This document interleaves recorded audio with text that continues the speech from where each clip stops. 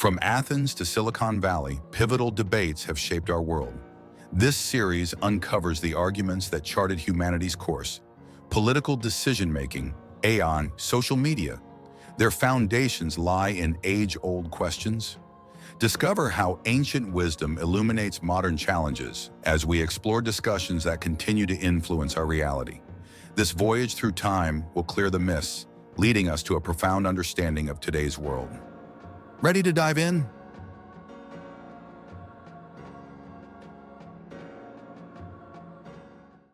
In 4th century BCE Athens, two of history's greatest philosophers, Plato and his student Aristotle, engaged in a profound debate about the nature of the ideal state. Plato, inspired by his mentor Socrates, argued for a utopian society ruled by philosopher kings. He believed that the perfect state existed in the realm of abstract forms, and earthly governments should strive to mirror this ideal. Aristotle, however, took a more pragmatic approach. He argued that the ideal state must be grounded in the realities of human nature and society. Aristotle emphasized the importance of a mixed constitution and the middle class in creating a stable and just society. This debate explored fundamental questions. What is the purpose of the state? How should it be structured? Who should rule? While neither view fully triumphed, this debate has shaped political philosophy for over 2 millennia. The tension between idealism and pragmatism continues to influence political thought and governance strategies worldwide. Today, we see echoes of this ancient argument in the ventures of modern visionaries like Elon Musk. His Mars colonization plan embodies Plato's idealistic approach, a bold attempt to build a perfect society from scratch. In contrast, Musk's operations at Tesla and his acquisition of Twitter reflect Aristotle's pragmatism, aiming to transform our energy infrastructure and media landscape from within existing systems. This juxtaposition of the ideal and the practical in Musk's endeavors mirrors the ongoing struggle in our society to balance visionary goals with real-world constraints.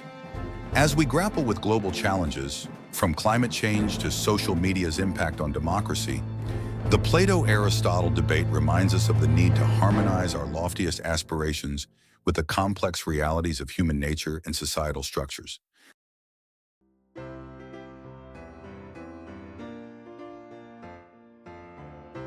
In 5th century BCE Athens, democracy was dawning and philosophical thought was flourishing. In this era of intellectual ferment, a group of teachers known as the Sophists emerged, claiming they could teach the art of success for a price. But one unconventional philosopher, Socrates, questioned this approach. The debate between Socrates and the Sophists centered on fundamental questions about knowledge and education. Socrates believed that true wisdom couldn't be bought, but must be sought through constant questioning and self-reflection. This debate explored the very nature of knowledge. What is it? How do we acquire true wisdom? While there was no clear winner, this debate laid the foundation for Western philosophy. Socrates' method of questioning inspired countless thinkers throughout history, shaping our approach to education and critical thinking. Today, the rise of artificial intelligence, exemplified by ChatGPT's launch in 2022, has reignited debates about knowledge and learning. As AI systems demonstrate vast knowledge, we're forced to reconsider what it means to truly understand and to be wise. This 2,400-year-old debate continues to shape our understanding of knowledge, education, and the pursuit of wisdom, now extending into the digital age. It challenges us to question, in an era of instant information, what is the true value of wisdom?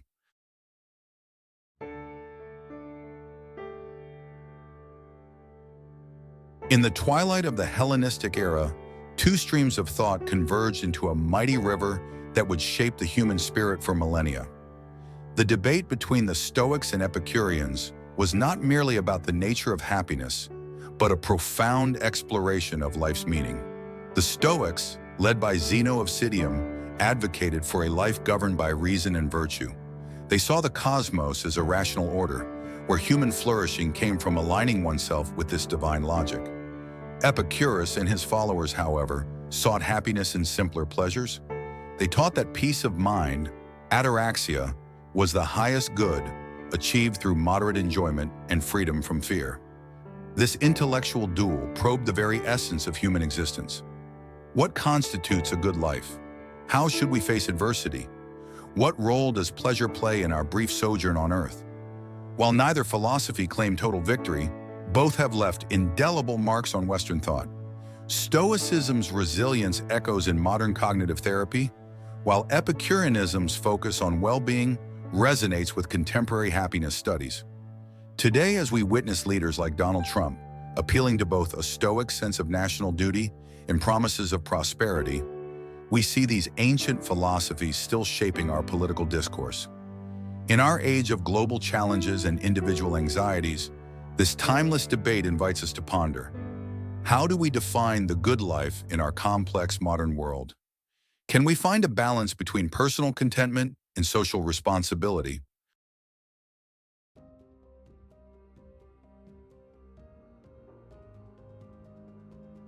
In the shadow of Rome's growing empire, a fateful debate unfolded that would alter the course of Mediterranean history.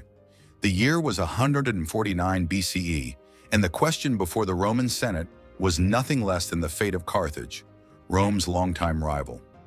Carthaginian envoys, their voices tinged with desperation, pleaded for peace. They argued that both nations would prosper more through trade and cooperation than through further bloodshed. Their words painted a vision of a Mediterranean united in commerce rather than divided by conflict. But within the marble halls of the Senate, a different sentiment prevailed. Cato the Elder, his voice resonating with conviction, ended every speech with the now famous phrase, "Carthage must be destroyed." To him and his supporters, Carthage represented an existential threat that could never be fully neutralized through diplomacy. This debate probed the very foundations of international relations. Can longtime enemies ever truly reconcile? Is preventive war ever justified? How far should a nation go to ensure its security and dominance? The outcome was as decisive as it was devastating. Rome chose war, leading to the complete annihilation of Carthage and cementing Roman hegemony in the Mediterranean for centuries to come. From the ashes of Carthage, we see the stark realities of power politics. Yet on today's complex international stage, actions like those of Vladimir Putin prompt us to reflect. Can we find a wise balance between pursuing national interests and maintaining international order? The echoes of history remind us that arrogance and paranoia are often the greatest enemies of peace. As nations continue to grapple with issues of sovereignty, security, and coexistence, this ancient debate challenges us to consider: how do we break cycles of conflict and build lasting peace in a world still shaped by the ghosts of old rivalries?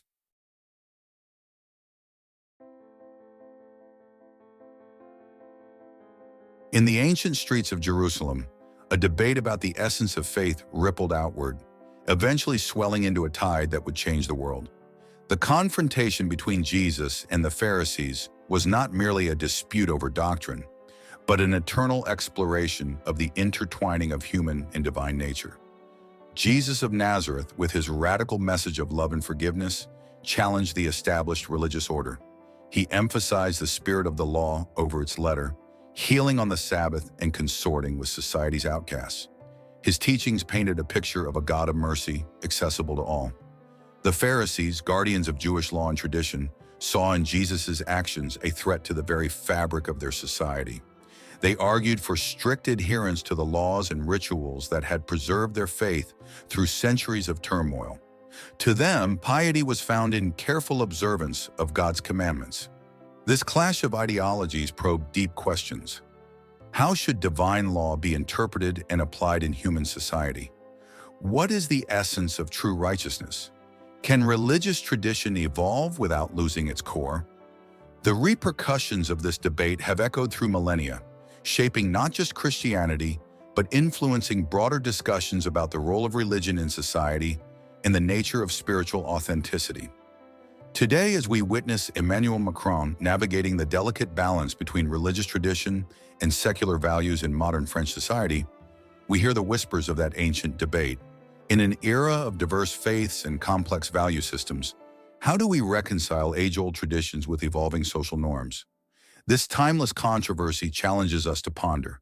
In our quest for spiritual truth and social harmony, how do we balance reverence for tradition with the need for compassion and inclusion? Can faith adapt to changing times without losing its essence?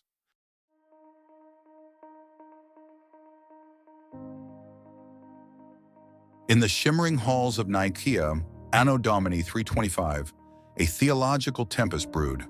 At its eye, the very nature of Christ, a question that would sculpt the face of Christianity for millennia.